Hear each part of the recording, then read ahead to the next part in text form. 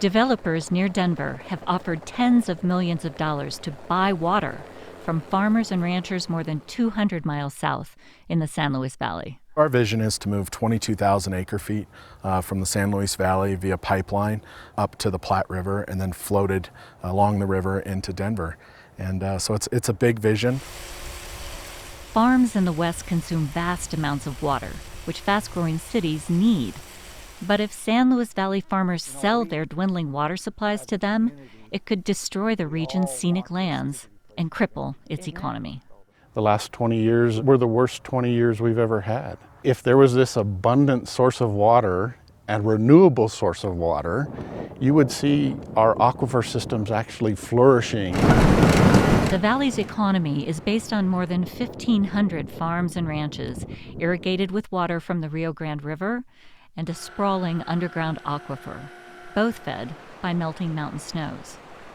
Drought and climate change, as well as legal obligations to send water to New Mexico and Texas downstream, have sharply reduced the amount of available water here.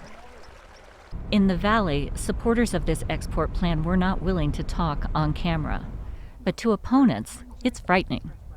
I've been around water all my life, and every time some water is taken out of a basin, it's never good. This current offer is sweetened with a $50 million community development fund to help alleviate poverty. We believe it can be a win-win for one of the poorest parts of the state to benefit one of the parts of the state that's very poor on water.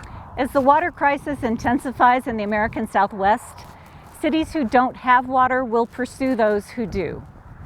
Without question, ways will have to be found to share water between agricultural communities and the cities who so desperately need it. In states like Colorado, a fair solution can't come soon enough. Jared Smith, Freshwater News, reporting for the Water Desk.